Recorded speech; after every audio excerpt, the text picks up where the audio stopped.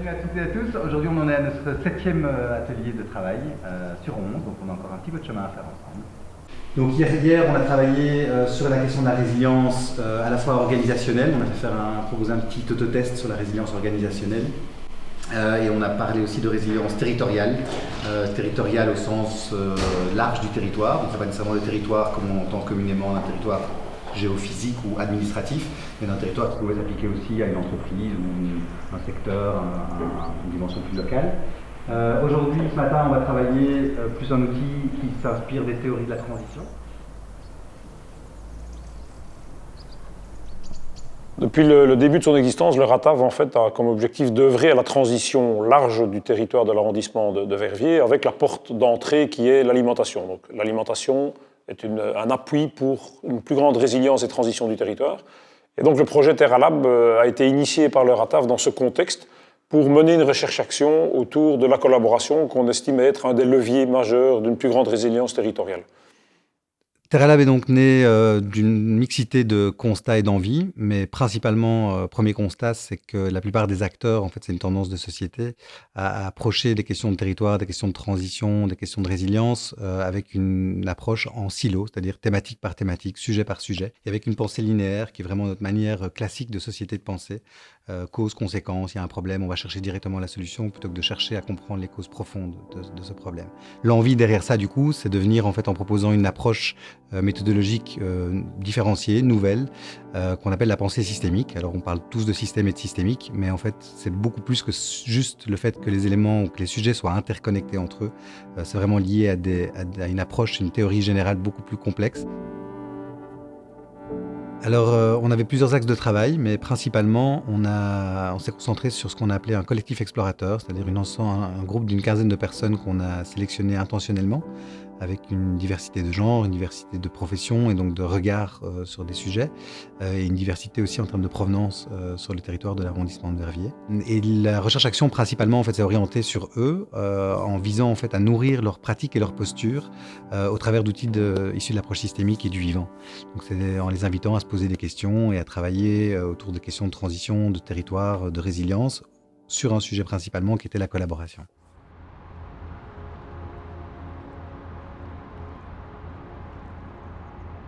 Je pense que la théorie des systèmes, elle s'applique à plein de domaines différents. Ici, nous, on l'a vu dans le cadre de la résilience et de la transition vers une société durable, mais l'approche systémique, on peut l'avoir dans d'autres choses. On peut l'avoir par rapport à les gens qui sont sans emploi, on peut l'avoir par rapport à des femmes qui ont souffert de violences domestiques, on peut le voir par rapport à l'alimentation. Voilà, un problème systémique, c'est en fait un problème qui touche à plein de secteurs et qui intègre plein d'acteurs et où tout est interconnecté et où finalement on peut pas isoler le problème en disant si on agit juste sur ce facteur-là, on va résoudre le problème, parce qu'en fait quand on va mobiliser ce facteur-là, en fait on va faire bouger la situation parce qu'elle est en relation avec plein d'autres facteurs, et donc en fait on ne sait pas très bien comment interagir avec un problème systémique, et c'est ça toute la problématique.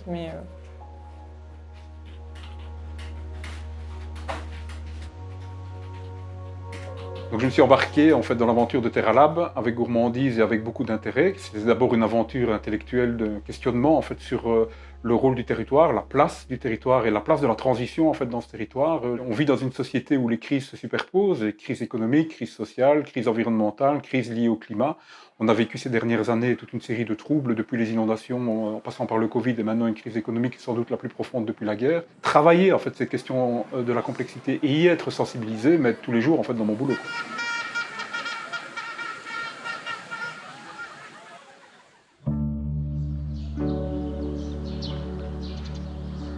Donc TerraLab, c'est une manière d'explorer un peu la logique systémique du monde qui nous entoure. Moi je fais un lien avec mon jardin parce que c'est un petit territoire et que c'est des écosystèmes qui sont extrêmement tangibles. Par exemple, amender le sol, ça peut redonner une qualité, développer plus des essences végétales qui vont avoir une influence positive sur la biodiversité, sur un microclimat. Et donc ça, c'est des choses qui sont en écosystème, qui sont facilement compréhensibles et qui permettent d'avoir plus de résilience quand il y a par exemple des effets de surchauffe et des canicules. Et donc c'est pouvoir savoir le temps qu'il fait dehors, s'il pleut, ça s'entend sur le bassin, mais aussi la saison. Et donc il y a toujours des choses, des couleurs différentes, marquer le vent qui passe, les oiseaux qui sont présents, etc. Donc c'est tous des marqueurs très importants de la nature et on doit réapprendre à se réancrer dedans. Et moi, d'un point de vue personnel, c'est vrai que je m'intéresse au féminisme. Et le féminisme, typiquement le patriarcat, c'est aussi une problématique systémique qui se loge à la fois au niveau de l'intime, à la fois au niveau des organisations, à la fois au niveau macro, donc au niveau des sociétés, au niveau des États. Et donc c'est de voir en fait comment ces différents niveaux s'articulent aussi et quel est l'impact dans nos vies, quel est l'impact dans nos façons de réfléchir, nos façons de penser, parce que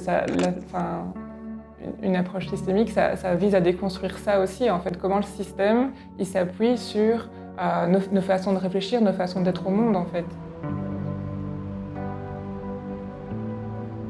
L'expérience du confinement au moment de la crise du Covid a donné au territoire une nouvelle dimension, une dimension de proximité et certaines attentes à l'égard du territoire. On a failli connaître des ruptures de flux et la nécessité en fait, de repenser le territoire comme étant l'endroit qui va pourvoir en fait, à des besoins de base. On pense à l'alimentation, on pense à l'eau, on pense à l'énergie, on pense aux santé de première ligne, à la culture évidemment.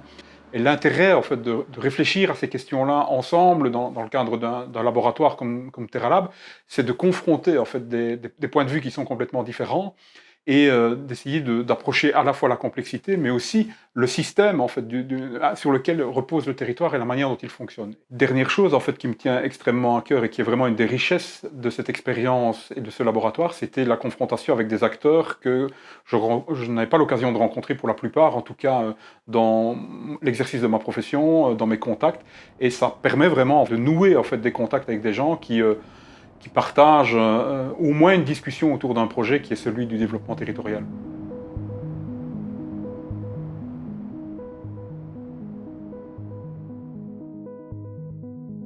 Et donc c'est en ça que l'expérience qu'on a fait dans notre rue est aussi quelque chose d'intéressant.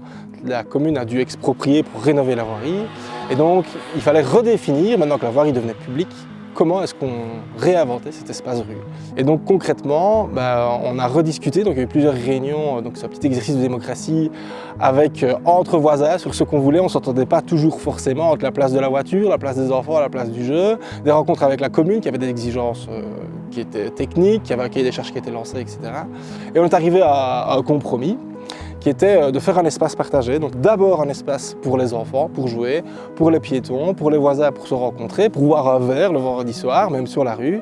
Et les voitures, elles s'arrêtent et elles attendent, c'est 20 km/h vitesse du pas. On a réussi à rentrer dans un système qui était un système, le système traditionnel, parce que au sens du code de la route, c'est une zone résidentielle, donc qui définit en fait une priorité pour les piétons. Et donc si on ne respecte pas cette priorité pour les gens du quartier sur la rue, la police peut sanctionner. Donc c'est en ça que c'est quelque chose qui est vraiment intéressant.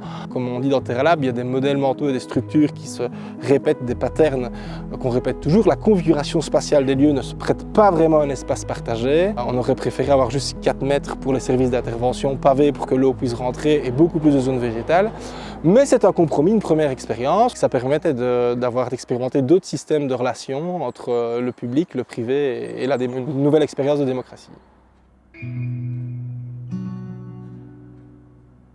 Ce qui m'a interpellée en fait pendant les réunions TerraLab, c'était vraiment de voir comment les gens autour de la table, tous issus de milieux différents, étaient investis dans cette problématique, sans toujours forcément tout comprendre, mais voulant en savoir plus. Et c'est vrai que moi, mon expérience de l'approche systémique jusqu'ici, c'était soit dans les milieux militants, parce qu'en fait, c'est des gens qui cherchent vraiment à décortiquer un sujet, et une fois que tu décortiques, tu rentres dans la théorie, etc. Et donc, tu finis par t'approprier l'approche systémique.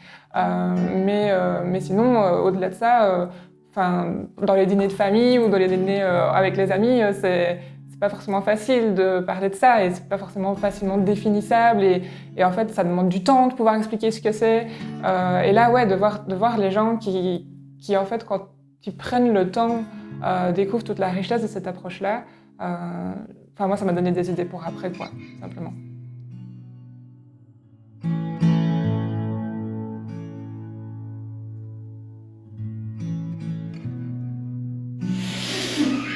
Mais qui amène de la complexité, tels que on va s'y doter pour simplifier et savoir tout.